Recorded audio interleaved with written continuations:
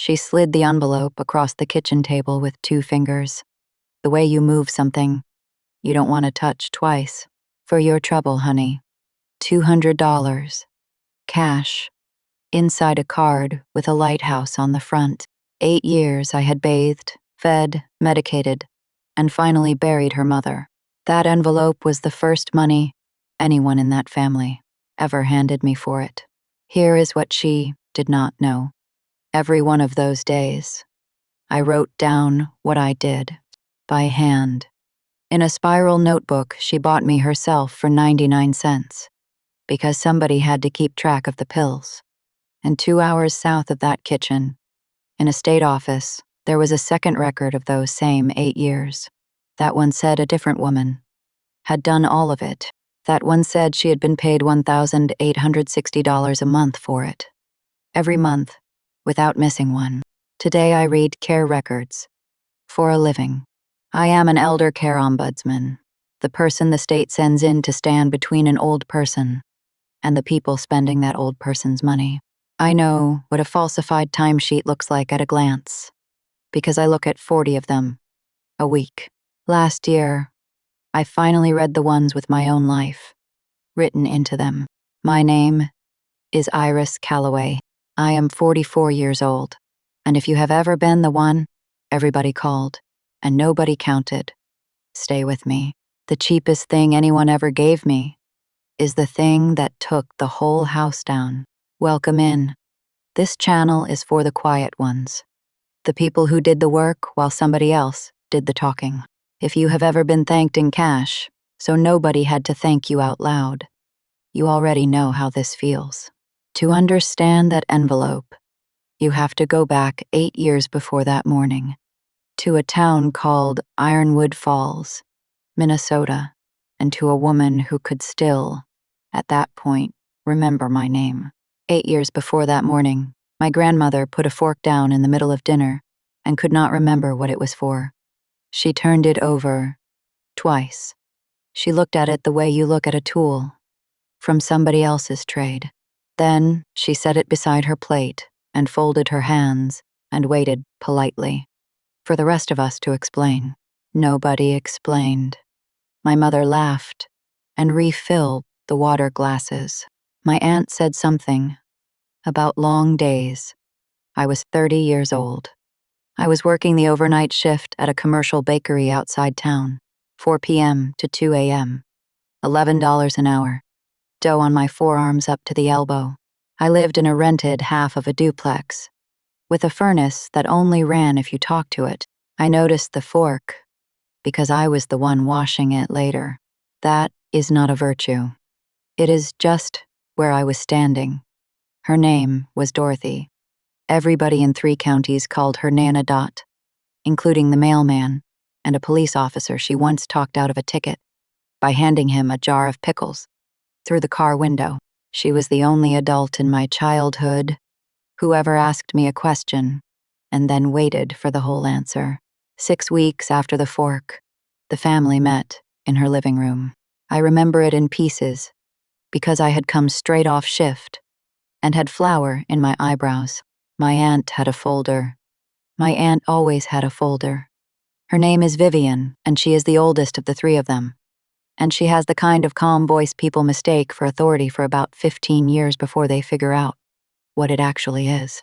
She said the word placement. She said it gently. She said, "We have to think about placement." And Nana Dot, who could not remember a fork, looked directly at me and said, "Not the home, Iris." 2 words. My whole 30s, decided in 2 words. I said I would do it. I said I could move my shifts. I could come mornings and evenings. I could learn the medications. Vivian closed the folder and smiled and said the sentence she would say to me, in one form or another, for the next 8 years. Well, somebody has to be the reliable one. I took it as a compliment. Write that down somewhere, because that is the exact moment this story turns. And I did not feel it turn. I want to be precise here, because everything that comes later depends on it. Nobody forced me. I offered. I would offer again. What they did was let me offer, and then quietly sell the offer to somebody else. Stay with me. 3 weeks after that living room, I signed something. I did not read it. That is the only genuinely stupid thing I did in 8 years. And it cost me almost $200,000. 3 weeks after that living room, Vivian came to the duplex with a paper on a clipboard and a pen already uncapped. 10:40 a.m. I had been asleep for 6 hours after a night shift. I remember the light through the blanket I had taped over the bedroom window. She said it was for the county. She said it was so Nana Dot could stay in her own house instead of a facility. She said, and this is close to word for word, it just says who is in the household. I signed on the line she was covering with her thumb. Here is what that paper actually was, and I am going to say it in plain words, because nobody said it in plain words to me. Our state runs a program that pays a family member to be a full-time caregiver, so an elderly person can stay home instead of going into a nursing facility. Real money, every month, from public funds. One relative gets named the paid caregiver. Everybody else in the house gets listed as what the form calls unpaid household support. Vivian was the name in the paid box. I was the name in the unpaid box. She filled out both boxes in the same handwriting on the same afternoon, and she held her thumb over one of them. I found that out 6 years later. Keep the thumb in mind. It comes back. Pangur Sand. 4 months after I signed, I moved in, not officially. Officially, I still had the duplex, and I paid rent on it for 2 more years. Like a superstitious person keeps a lucky coin. In practice, I slept on a daybed in Nana Dot's sewing room under a shelf of thread, and I drove to the bakery at 3:30 p.m. and drove back at 2:40 a.m. and started again. 6 a.m. was the first medication. 9 a.m. was breakfast, and the walk to the end of the driveway and back. 11 a.m. was the second medication, the one that had to be crushed into applesauce after the swallowing got bad. 2 p.m. was the shower on Tuesdays and Fridays, which took 40 minutes and 2 towels, and a folding stool I bought myself for $19. I wrote all of it down, not because I was building a case. I want to be honest about that, because a story like this is more tempting if the narrator is a genius from page 1. And I was not. I wrote it down because there were 4 different pills and 2 of them looked identical. And I was working nights. And I was terrified I would kill my grandmother by being tired. The notebook was a green spiral thing from the drugstore. 99 cents. Vivian bought it in a bundle of 3 and handed me one across the counter and said, so we all stay on the same page. Date, time, what she ate, what she took, what she said, how she slept, every day. 2,861 days. In the end, 9 notebooks. All of them green. Because once you start a system, you don't get to redesign it. If you have ever kept a record that nobody asked to see for years just to keep yourself sane, you already understand the ending of this video, and we're not close yet. 8 months after I moved in, my aunt started coming on Sundays. That is not a complaint. Sundays help. Sundays were the only 4 hours a week. I slept flat. But here is the part I noticed and did not understand.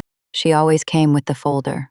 She always sat at the kitchen table for 10 minutes first and wrote in it. She always asked me the same 3 questions before she wrote. How many hours? What days? Any hospital? I answered, honestly. I was proud to answer. I thought I was reporting to the family. I was filling out somebody's timesheet. I did not know that. There is no version of this where I knew that and stayed. But I want you to see how it works. Because the thing about this kind of theft is that it does not feel like theft while it is happening. It feels like being useful. It feels like being trusted. It feels like the one thing you are actually good at. Finally being needed by somebody. The best liars do not ask you to lie. They just ask you for the truth and then put it under their own name. That detail matters later. When you get to the part with the blue sheets, remember that I gave her every one of those numbers myself, out loud, in a kitchen, for free. A year and a half after I moved in, my grandmother stopped being able to work the front door lock. It was a deadbolt from 1960-something, and it needed a lift and a turn. And one afternoon, she stood in the entryway and did the lift part 11 times in a row. So I had a locksmith out, and he made me 4 copies of the new key. I gave one to my mother, one to Vivian, one to my cousin. I kept the 4th on a shoelace around my neck, because pockets fail, and I was carrying a person upstairs, twice a day. Nobody else's key ever moved. I know that because I could see them. My mother stayed in the ceramic dish by her front door for 6 years, and I saw it every time I stopped by to drop off tax paperwork. Vivian's went on a ring with a rental property and a boat. Mine wore a groove into my collarbone. There is still a mark. It is faint, and it looks like nothing, and I can find it with my thumb in the dark. I had the key to that house, and I never once had a room in it. I had a daybed under a shelf of thread. Think about how that sounds out loud. The person with the key is supposed to be the person who belongs there. I was the person with the key because I was the person who could be called at 4 in the morning. 2 years after I moved in, my cousin's daughter started coming with him on visits. Her name is June. She was 7. She had a stutter she was ferocious about hiding, and she was the only other person in that family who ever sat on the floor next to Nana Dot's chair, instead of standing over it. June asked me once why I wrote everything in the green notebook. I said, so somebody knows what happened. She thought about that with her whole face, the way 7-year-olds do, and then she went and got a piece of paper and started her own. She wrote Nana ate toast and drew the toast. Hold on to June. She is the one thing in this story I got to keep. 3 years after I moved in, I asked for money one time. One time in 8 years. I want that on the record. The transmission went out of my car in February in Minnesota, which is not a repair. It is a hostage situation. $1,240. I had $411. Without that car, there was no bakery shift. And without the bakery shift, there was no me. So I called Vivian, and I did it badly because I had never done it before. I remember standing in the garage with my hand on the cold hood, saying the number twice because the first time it came out too quiet. She let a silence sit there. She was good at those. Then she said, Iris, we're all stretched. There is no money in this family. There was $1,860 in that family that month. There had been $1,860 in it every month. For 38 months at that point. It had gone into an account with her name on it, and it had been earned by a woman standing in a garage with $411 and a dead transmission. I want to be careful here, because this is the beat where a lesser story would have me screaming. I didn't scream. I said, thank you for taking a look. I hung up.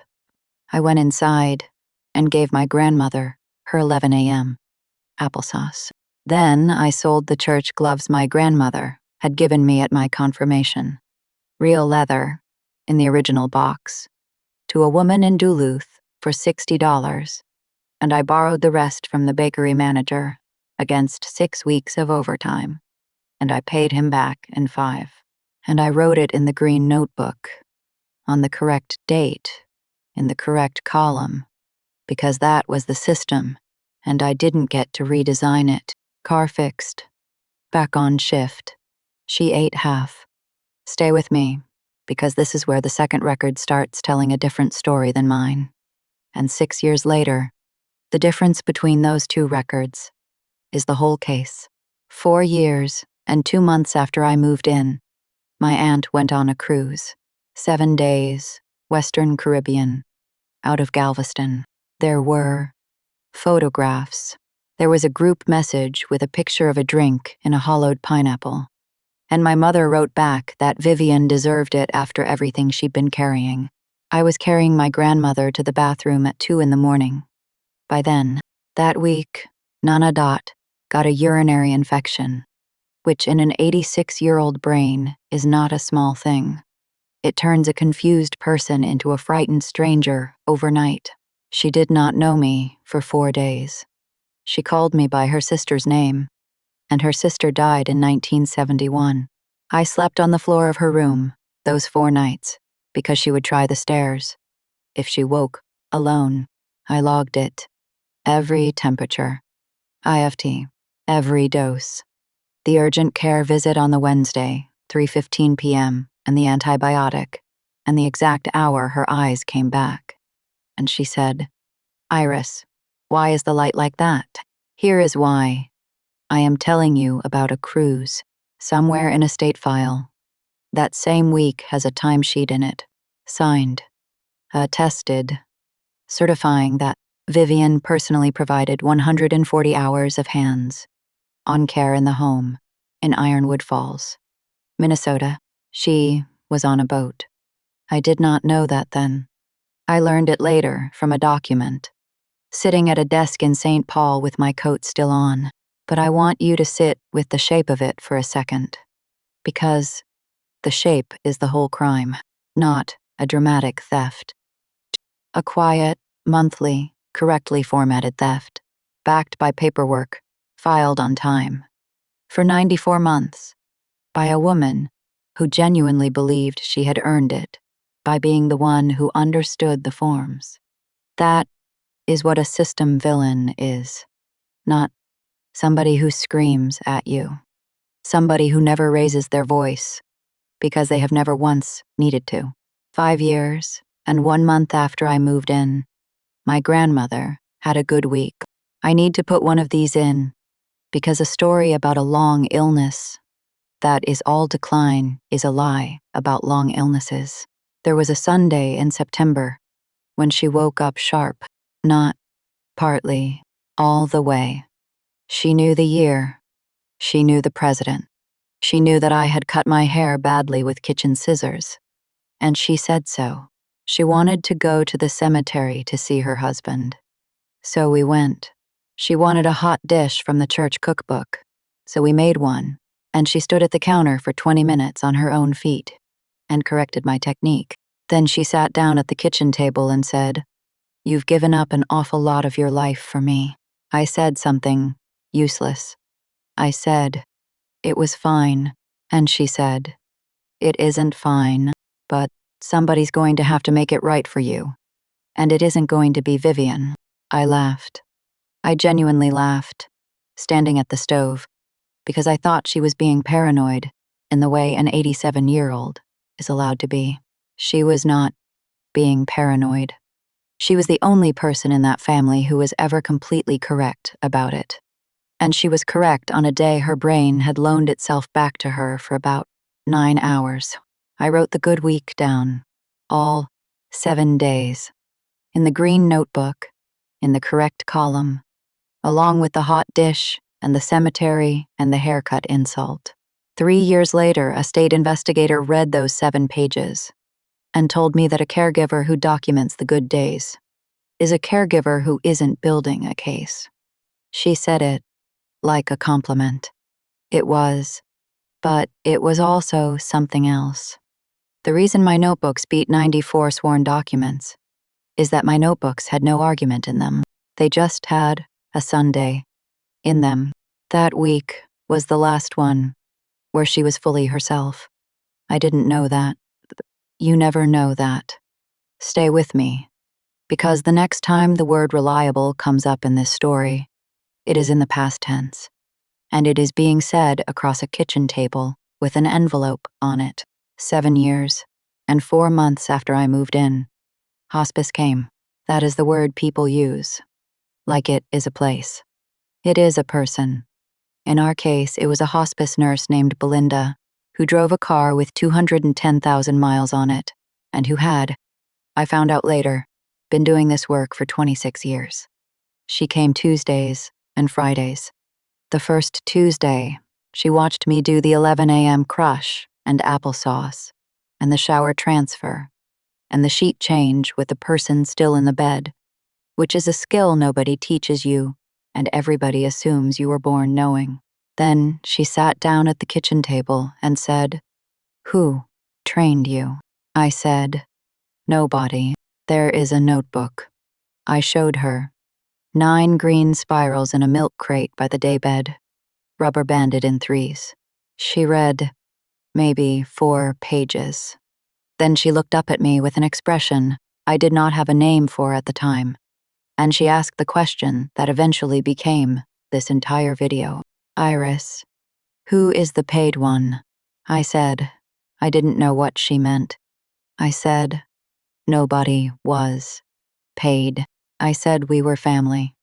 And Belinda, who had been in maybe 4,000 of these houses, did not argue with me. She did not fix it. She just said the sentence I have repeated to myself in parking lots for 6 years. "Honey, somebody is always the paid one. The only question is whether they told you." I want you to hear how she said it. Not angry, not even surprised. The way a nurse tells you a number. I didn't do anything with it. Not that day. Not that month. I was too tired to be suspicious. And you cannot investigate your family while you are crushing pills for it. But it went in the green notebook on the correct date. In the corner, in smaller handwriting than the rest. B. Ta by. Asked who is paid. 4 words. 3 years later, a state investigator would ask me to read that line out loud into a recorder. Nana died on a Thursday in April at 4:20 in the afternoon, with the window open because she had asked for the window open. I was holding her left hand. I had been for about 2 hours. There is nothing forensic to say about that part, so I am not going to perform it for you. I closed the notebook that night and wrote one line. She is gone. 4:20 p.m. Window open. Like she wanted. That is the last entry. 8 years. And it ends in 11 words. Because by then, I was very good at only writing what happened. The funeral was the following Monday, 11 a.m., at the Lutheran Church on Bridge Street. Vivian gave the eulogy. It was good. She is genuinely good at that, and I am not going to pretend otherwise to make this story cleaner.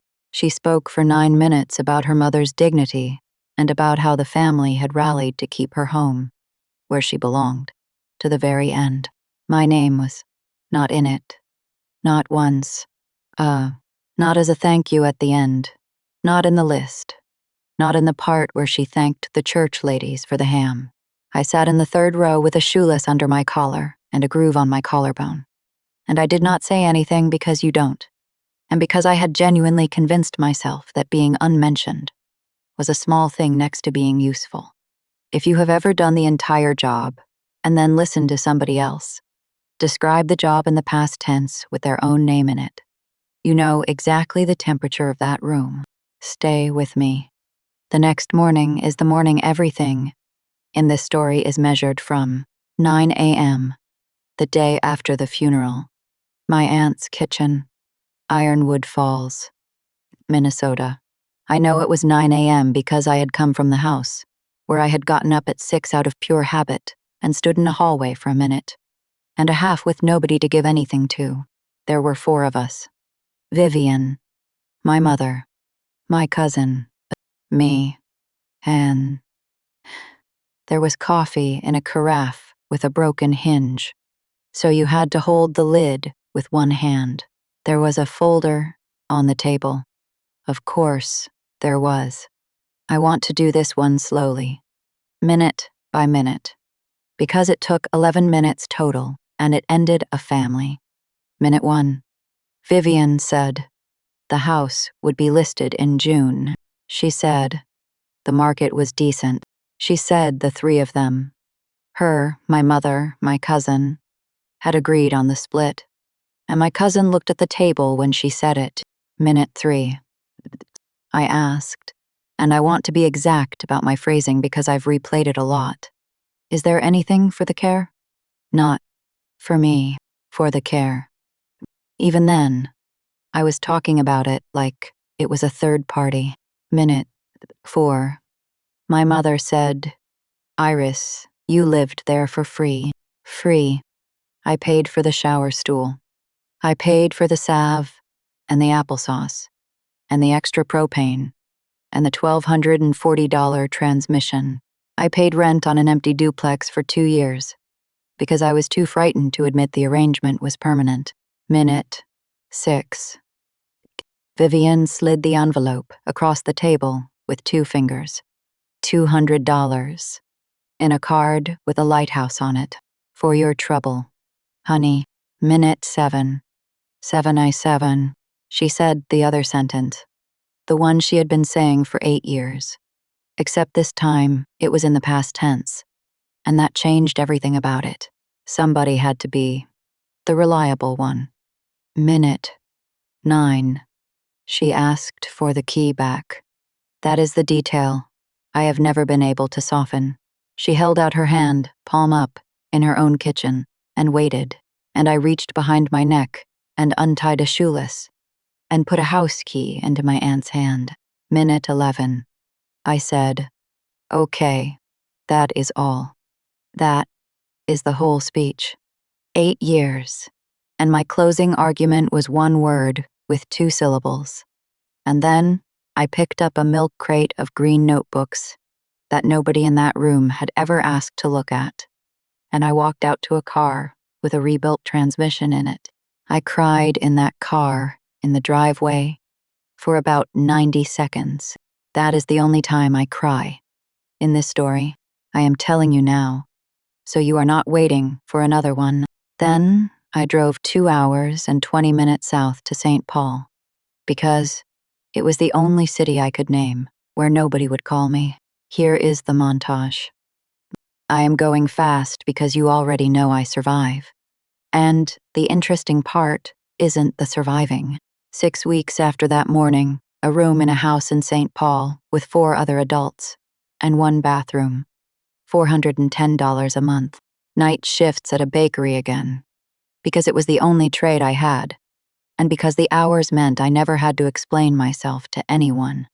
In daylight. 4 months after that morning, I answered an ad for a personal care assistant. $12 an hour. The agency asked for experience, and I said 8 years, and they asked for a reference, and I had none, because the family I'd worked for had never employed me, and the woman I'd cared for was dead. So, I put the milk crate on the desk. The scheduler flipped through 2 notebooks and got very quiet and hired me on the spot. That is the first time the notebook ever did anything, except keep me sane. File that. 11 months after that morning, certified nursing assistant, night program, community college. Paid for in cash, in 3 installments.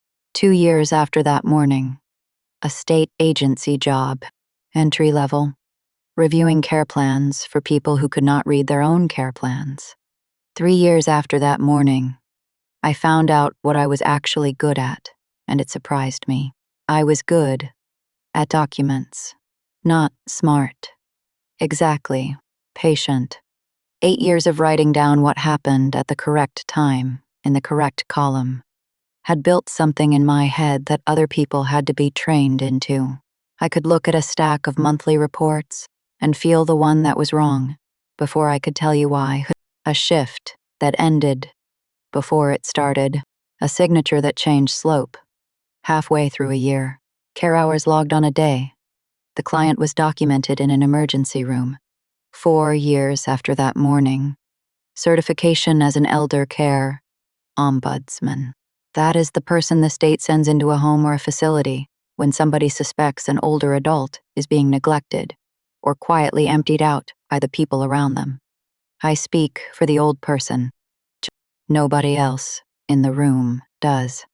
5 years after that morning, I was training other investigators.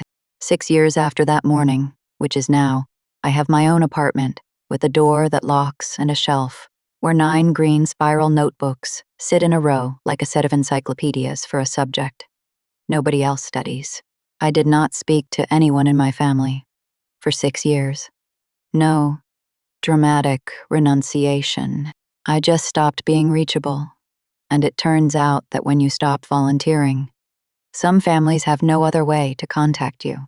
If you are in the middle of that silence right now, the part where you are not sure if you are healing or just hiding, comment reliable below.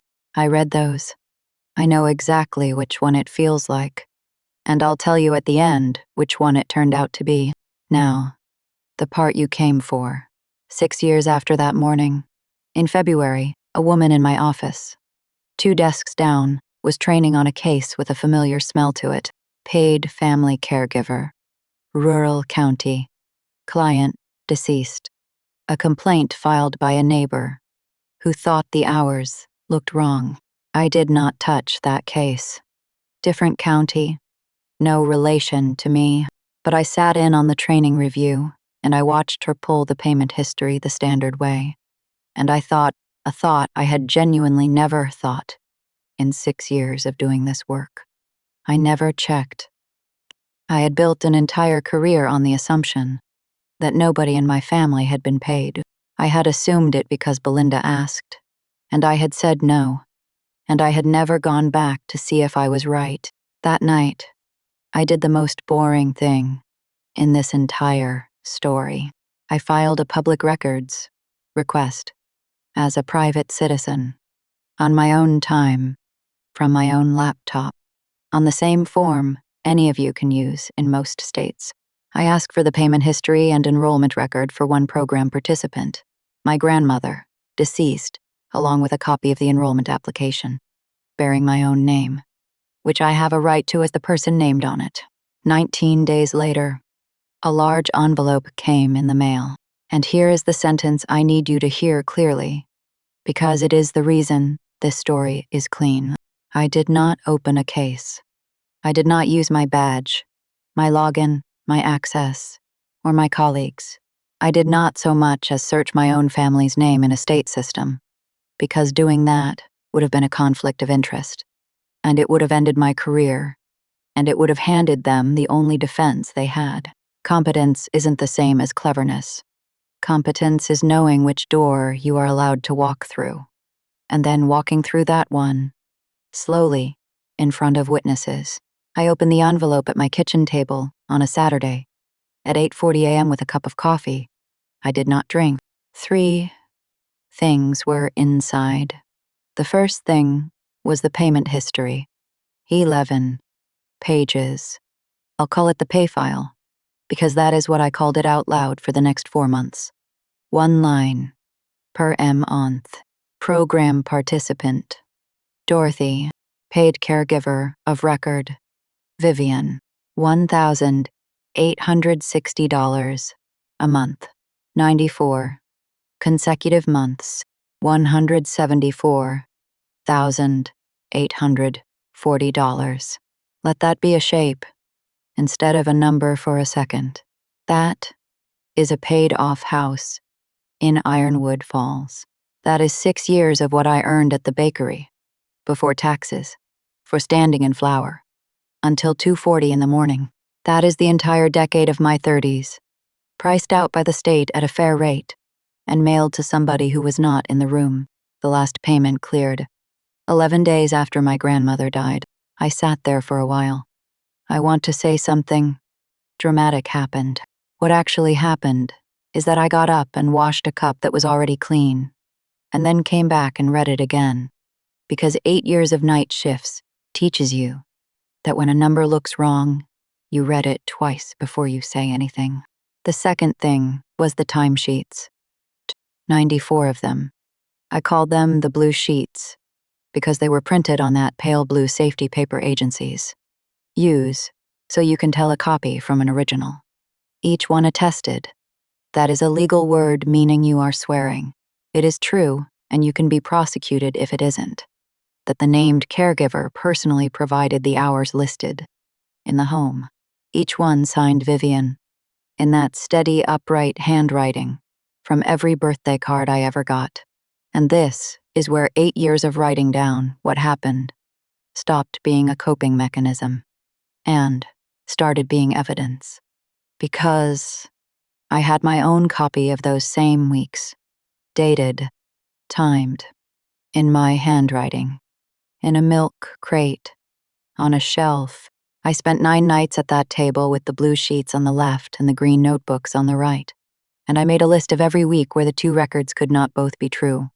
I found 41 weeks where she attested she was in that house doing the hands-on work, and my notebook has the temperature, the dose, the meal, the incident, the hour, in a different woman's handwriting, including 1 week in a February, Western Caribbean, out of Galveston, 140 hours attested. I still have the picture of the drink, in the pineapple. She posted it herself. She was the witness against herself, and she paid for the boat with the money. That detail matters. In about 4 minutes. The third thing was 1 page further into the pay file, and it is the one that put me on the floor of my own kitchen. The enrollment application, the paper, on the clipboard, 10:40 a.m., 8 years and change earlier, in a duplex with a blanket taped over the window, 2 boxes, paid caregiver of record, Vivian, unpaid household support, Iris, both boxes, in the same handwriting, hers, including my name. She wrote my name in the unpaid box herself, in her own hand, on the day she put her thumb over it.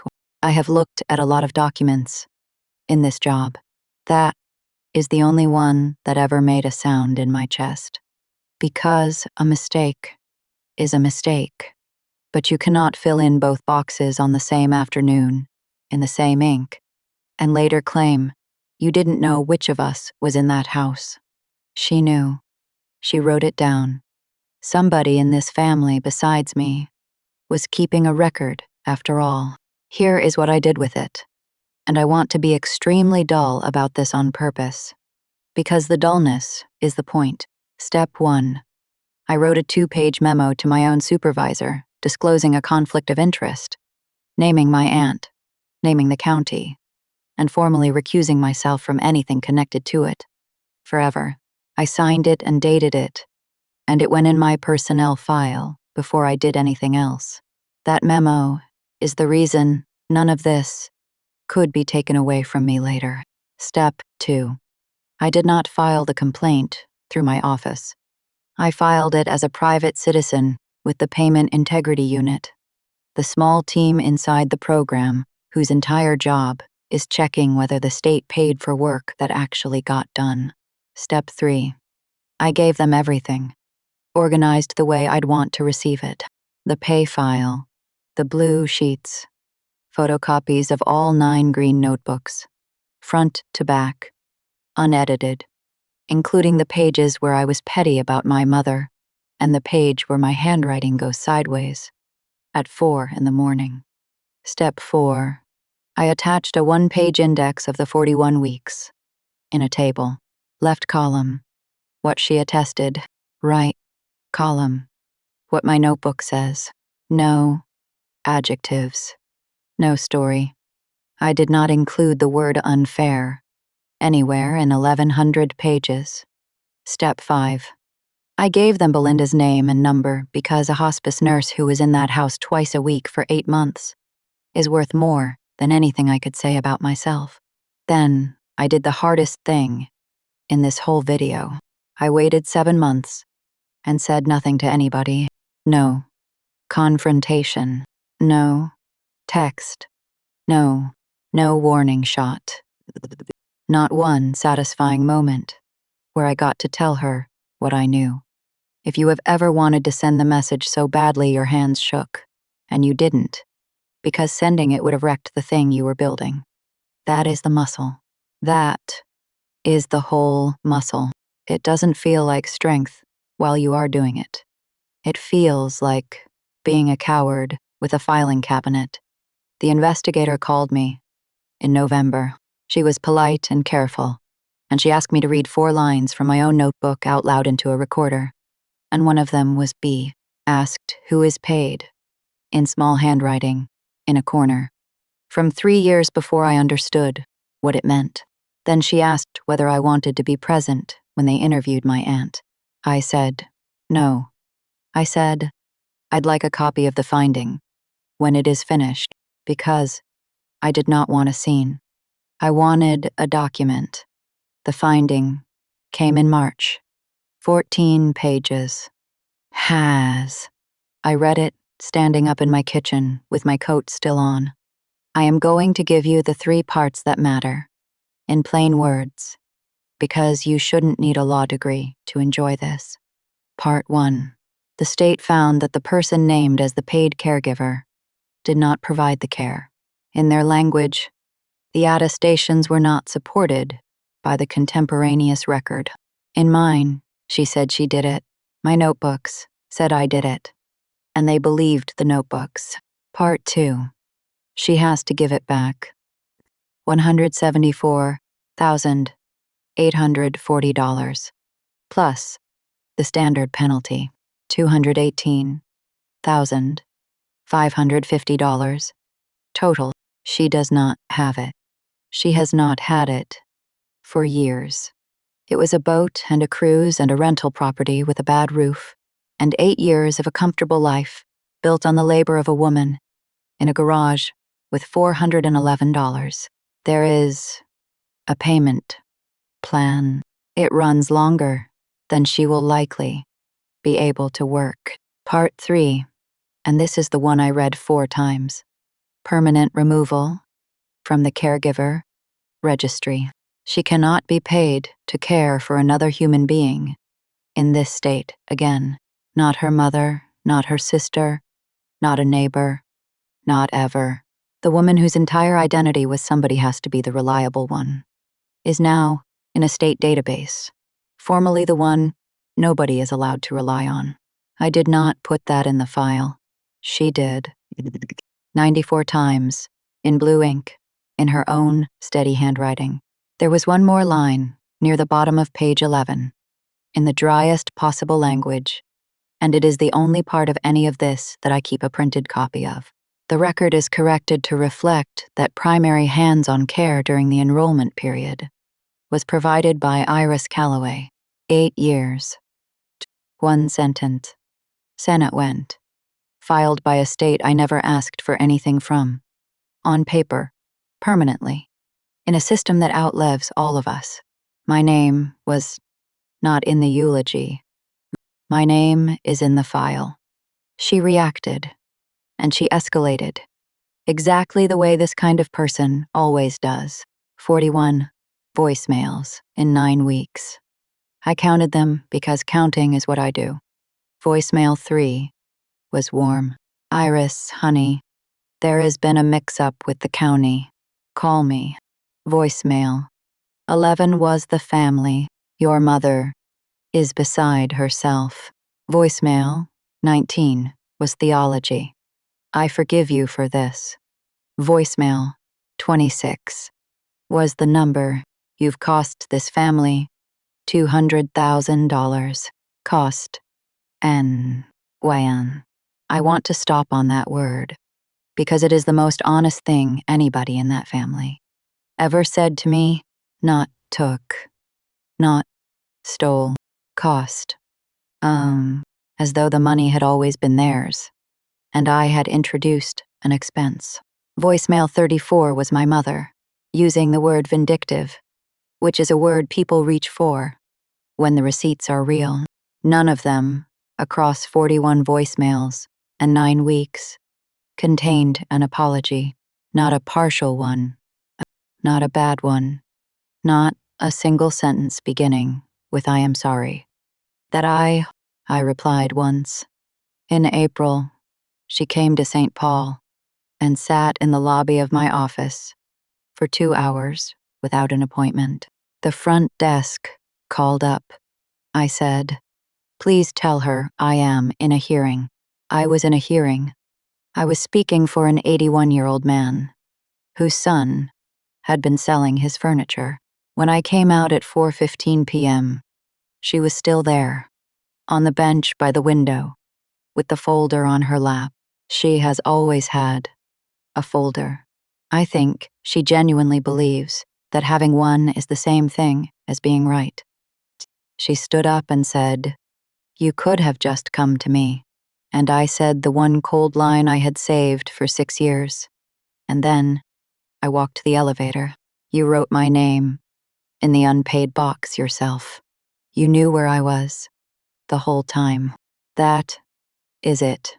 That is the whole confrontation. No shouting, no tears. 22 words in a lobby with a bad ficus in it. She has texted twice since. Neither one was an apology either. They were both in different fonts.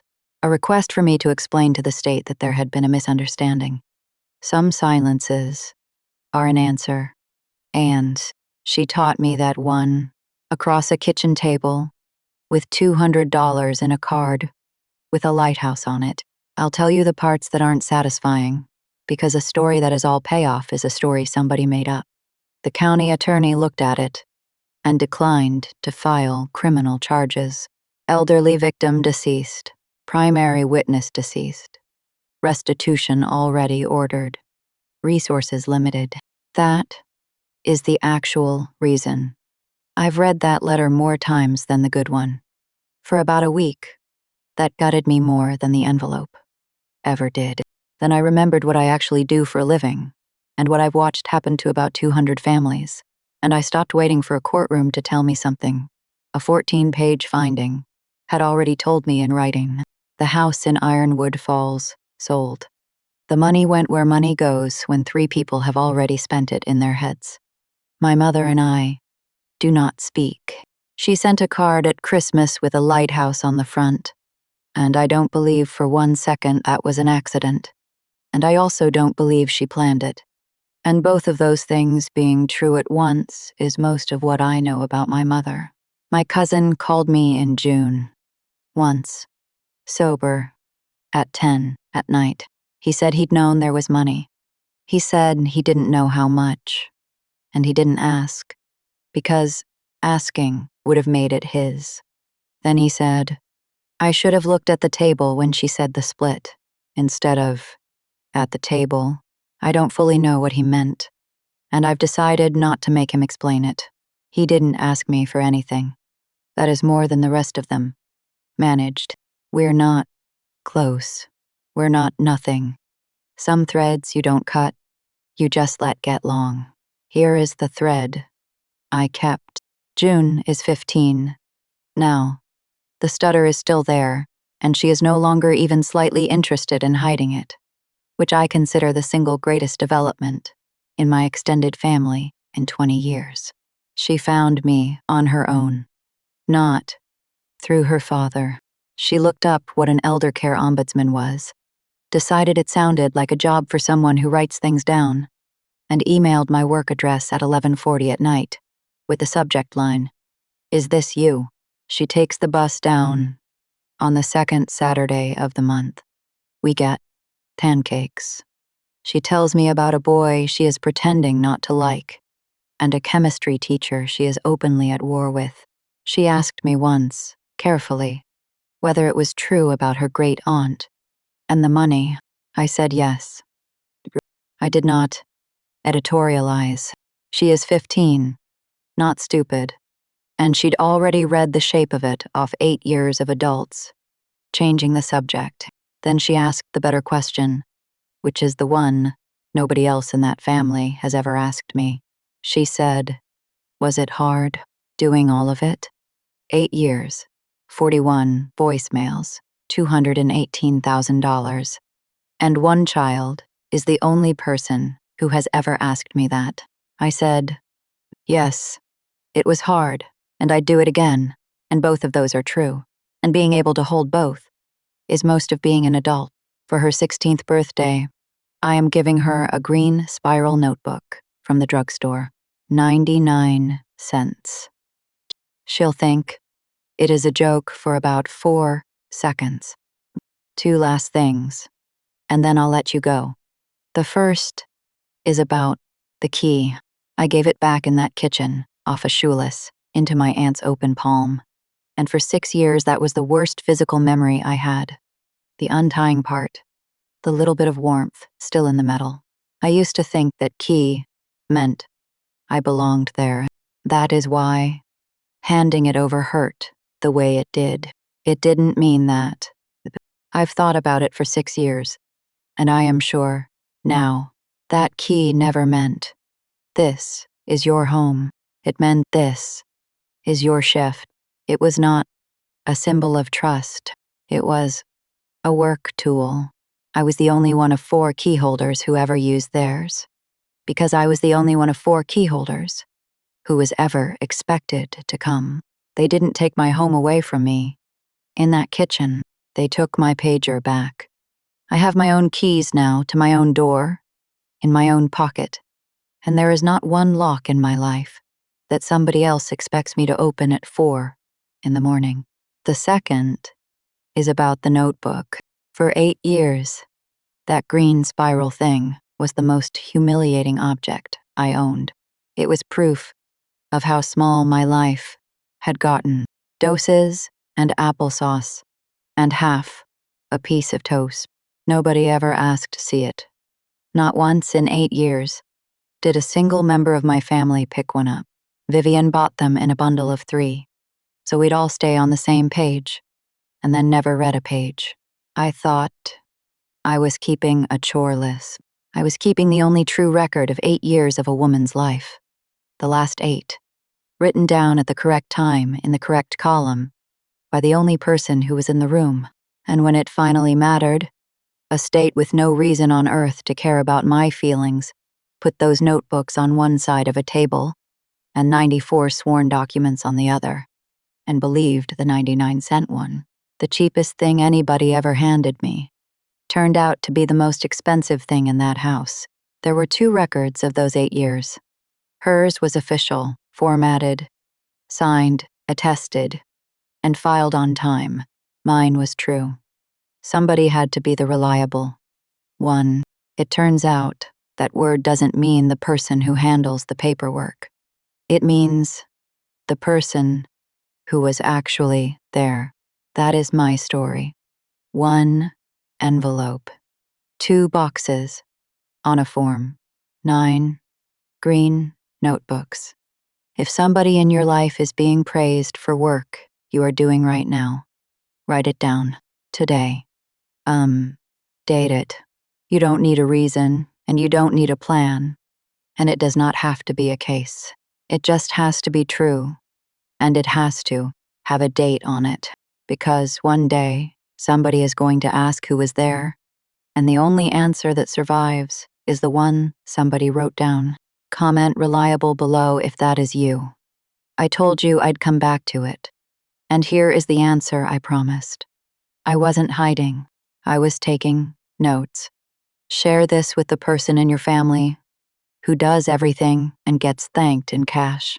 Subscribe, and I'll see you at the next table.